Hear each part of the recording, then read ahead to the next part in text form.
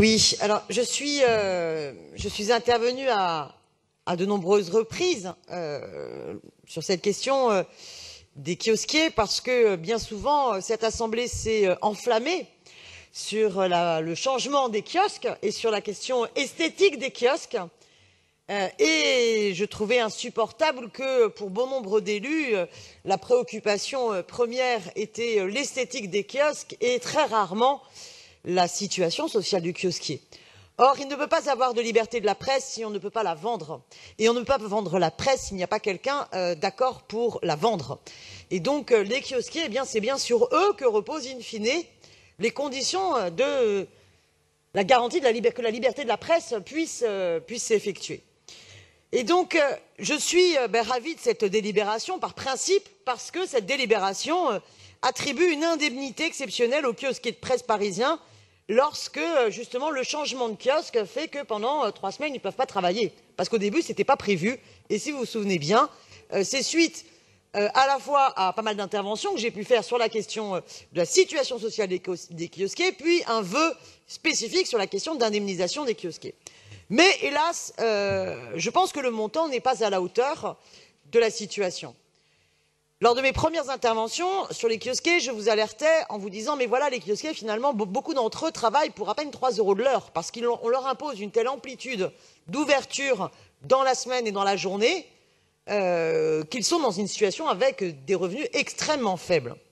Les aides de la ville viennent compenser ce manque à gagner, mais plutôt que des aides, les kiosquiers aimeraient être reconnus pour tout le travail qu'ils effectuent, parce qu'ils vendent de la presse, ils essayent de survivre en vendant aussi du hors-presse, et puis ils développent tout un tas de services au quotidien. Ils sont incontournables pour informer je ne sais combien de touristes perdus dans leur quartier. Ils sont incontournables pour tout un tas d'informations locales, et ils contribuent à la vie d'un quartier par leur ouverture. Ce n'est pas pour rien d'ailleurs que la ville a pris la décision dans certains quartiers de réimplanter de nouveaux kiosques, à la fois certes parce que des boutiques presse, des points presse, des boutiques presse fermaient, mais également parce qu'il y a une reconnaissance de par la ville de ce maillage important que constituent les kiosquiers dans l'esprit parisien.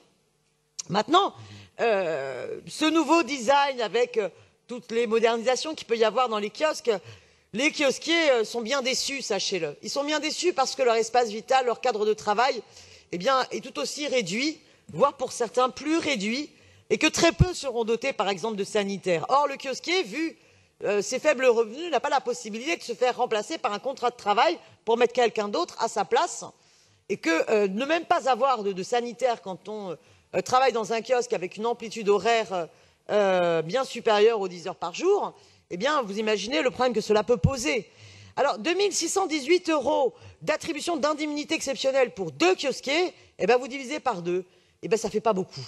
Voilà, ça fait donc 1 309 €. 1 309 € pour vivre pendant plus de 3 semaines de fermeture. Alors, je sais bien quel est le calcul qui est fait par rapport aux revenus de l'année précédente, cette moyenne-là qui est effectuée, mais vous reconnaîtrez que on est quand même sur quelque chose à minima.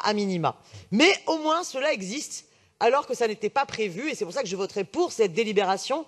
Et je pense qu'il sera nécessaire de faire aussi un bilan d'étape avec l'ensemble des kiosquiers pour voir comment les choses se font. Parce qu'il y a quand même une redistribution des richesses qui ne va pas là-dedans, hein.